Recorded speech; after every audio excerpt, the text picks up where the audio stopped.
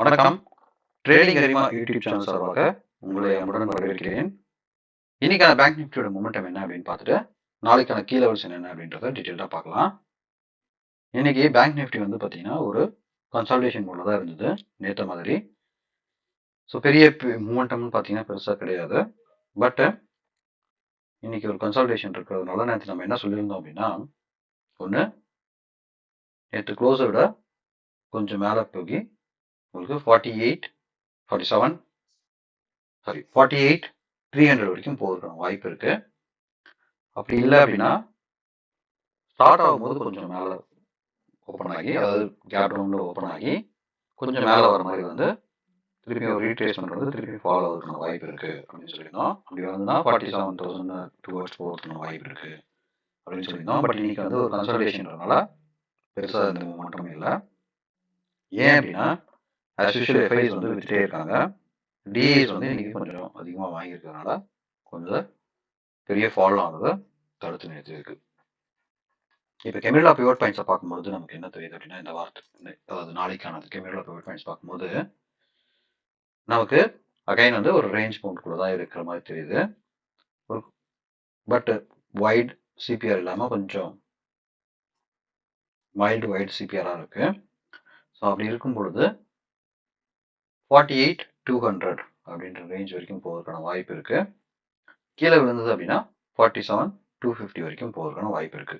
ஆனால் என்ன கேட்டீங்க அப்படின்னா 47,400 அப்படின்றது ஒரு சப்போர்ட்டு. அது நல்லா உடைக்கும் பட்சத்தில் ஈஸியாக வந்து 47,000 போவதற்கான வாய்ப்பு இருக்கு. 47,400க்கு மேலே ஒரு டபிள்யூ பேட்டர்ன் மாதிரியான போட்டுச்சு அப்படின்னா அப்போ வந்து நம்ம என்ன பண்ணோம்னா ஒரு சிஇ கால் எடுக்கலாம். இல்லை அப்படின்னா ஒரு ரீட்ரேஸ்மெண்ட் நடந்து திருப்பியும் வந்து ஃபால் வர ஆரம்பிச்சது அப்படின்னா இப்போ எப்படி இருக்கும் அப்படின்றதை சொல்லிடுறேன். ஸோ இதை வந்து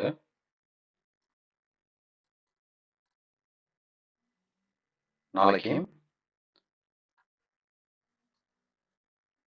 ஒரு ஓப்பன் ஆகும்போது கீழே ஓப்பன் ஆகும் பட்சத்தில் 47,600 அப்படின்ற ரேஞ்சில் ஓப்பன் ஆகுது அப்படின்னா அப்போ 47,600லேருந்து திருப்பியும் ஒரு சிபிஆர் வரைக்கும் வருவதற்கான வாய்ப்பு இருக்கு. 47,250 அப்படின்ற மாதிரி வரும்.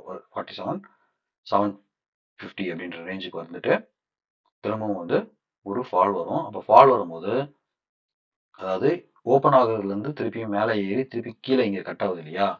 ஸோ இந்த கட் பாயிண்ட்ல வந்து நம்ம என்ன பண்ணலாம் அப்படின்னா அந்த இடத்துல ஒரு பிஇயை அது கீழே விழும் பட்சத்தில் பிஇயை வந்து ஒரு சின்ன ஸ்டாப் லாஸ் வச்சு நம்ம ட்ரேட் பண்ணலாம். பிஇ ட்ரேட் பண்ணலாம்.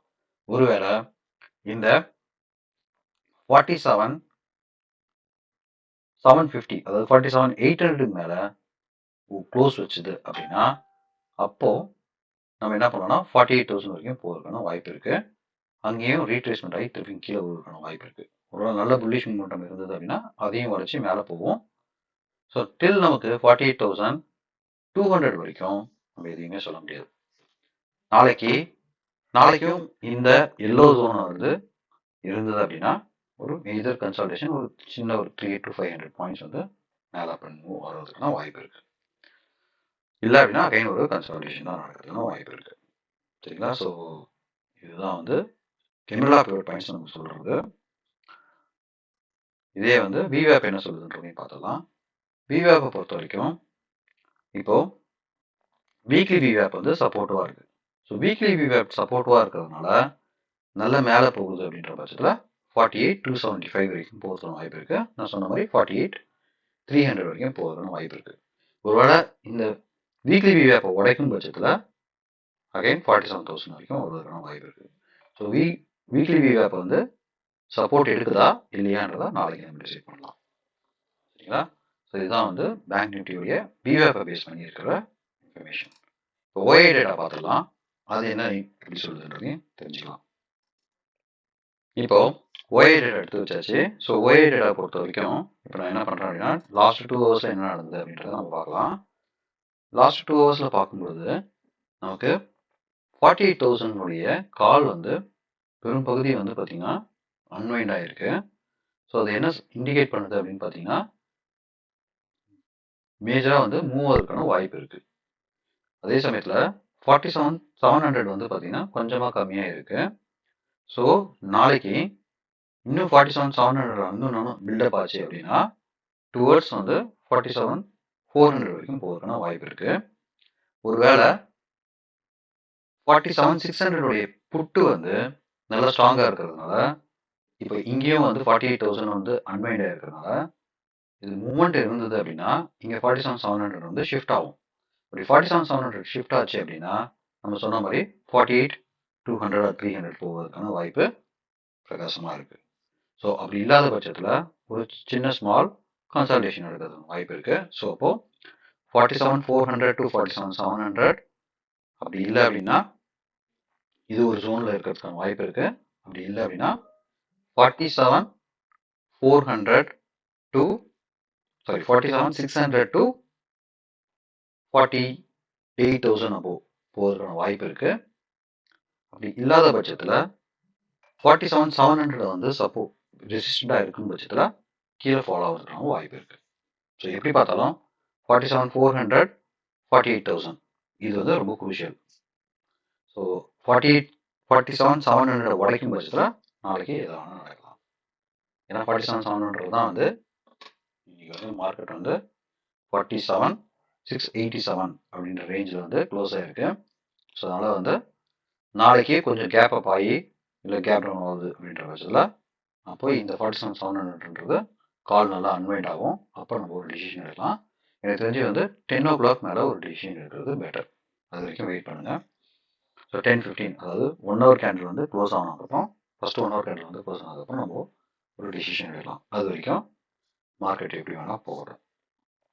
வெயிட் அண்ட் வாட்ச் தான். சரிங்களா? இதுதான் வந்து உங்களுக்கு ஓஏ டேட்டா உங்களுக்கு இண்டிகேட் பண்ணுது. இந்தியா விக்ஸும் வந்து பார்த்தீங்க அப்படின்னா ஸ்லோவாக வந்து இன்னைக்கு கொஞ்சம் கம்மியாக இருக்கு. ஸோ மார்னிங் வந்து பார்த்தீங்கன்னா 20,600லேருந்து 20.6 அது வந்து டவுன் ஆகி இன்னைக்கு முடியும் போது 20.4 கொஞ்சம் இன்க்ரீஸ் ஆயிடுச்சு. பட் கம்பேரிட்டிவ்லி ஒரு இந்தியா விக்ஸ் 20 ரேஞ்சில் இருக்கிறதுனால ஸ்டில் வந்து வாலட்டிலிட்டியை பற்றி நம்ம கண்டிப்பாக பார்க்கலாம். இதுக்கான 20 அண்ட் அபோவ்க்கான இந்தியா விக்ஸ் 20 அண்ட் அபோவ் இருக்கும்போது நம்ம அதுக்கான ஸ்ட்ராட்டஜி வந்து நம்ம போடலாம். மேபி நியூட்ரல் ஸ்ட்ராட்டஜின்னு பார்த்தீங்க அப்படின்னா ஏதாவது ஒரு பேட்மேனோ இல்லை வந்து அயன் ஃப்ளையோ நம்ம யூஸ் பண்ணலாம். அது எப்படின்றத நான் டீட்டெயிலாக இன்னொரு வீடியோவில் சொல்கிறேன். இப்போது நாளைக்கு நிஃப்டியோடைய வீக்லி எக்ஸ்பைரி இருக்கு. அதையும் நம்ம டீட்டெயிலாக அனலைஸ் பண்ணலாம். இன்னைக்கு முழுக்க காரணம் ஏன் வந்து பெருசாக ஒரு மொமெண்டம் கொடுக்கல அப்படின்னா HDFC பேங்க் வந்து நல்லாவே அடிச்சிருக்காங்க இன்னைக்கு. அதுவும் இல்லாமல் எல்லா பேங்க்குமே ஃபஸ்ட்டு ஒரு 2 hours வந்து பார்த்தீங்கன்னா நல்லா கீழே விழுந்தது. அப்புறம் அது பிறகு தான் நம்ம வந்து ஈஸியாக வந்து கொஞ்சம் ரெக்கவர் ஆச்சு. அதையும் நம்ம டீட்டெயிலாக பார்க்கலாம். நிஃப்டியோட சார்ட் எடுத்து பார்க்கலாம். இப்போ நிஃப்டியை பொறுத்த வரைக்கும்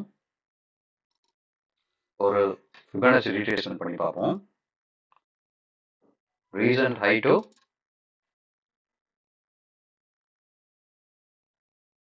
ரீசன்ட் லோவில் போடும்போது பார்த்தீங்க அப்படின்னா எக்ஸாக்டாக வந்து 0.5 லெவல் வரைக்கும் போய் ரீச் பண்ண முடியாமல் கீழே விழுந்து ஒரு கன்சால்டேஷன் நடந்திருக்கு.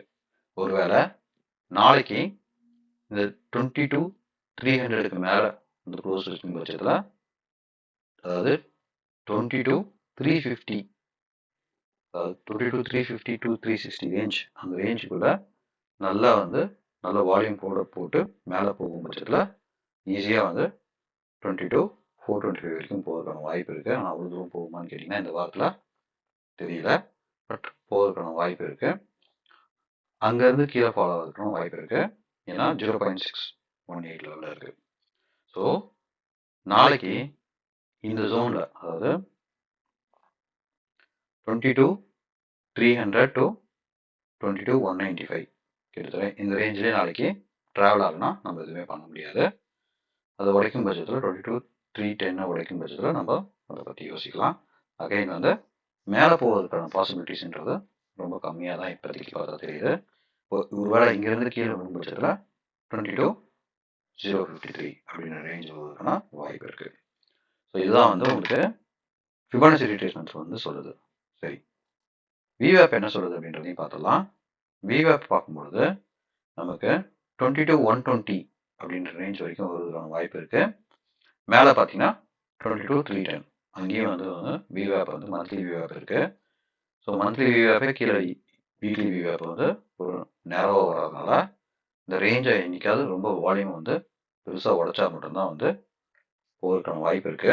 அப்படி இல்லை அப்படின்னா 22,000 to 22,450 இந்த ரேஞ்சுக்குள்ளே தான் ட்ராவல் ஆகிறதுக்கான வாய்ப்பு இருக்கு. மேபி அது ஒரு கன்சால்டேஷன் ப்ராப்ளி நாளைக்கு கன்சால்டேஷன் ஆகிறதுக்கான வாய்ப்பு இருக்கு. இதுதான் வந்து நமக்கு VWAP பற்றி சொல்றது. கெமிரல் ஆஃப் பிவட் பாயிண்ட்ஸை பார்க்கும்போது நாளைக்கு ரொம்ப பெரிய மூமெண்டம் இருக்குமா அப்படின்னு கேட்டிங்கன்னா பாசிபிள்ஸ் இருக்கு.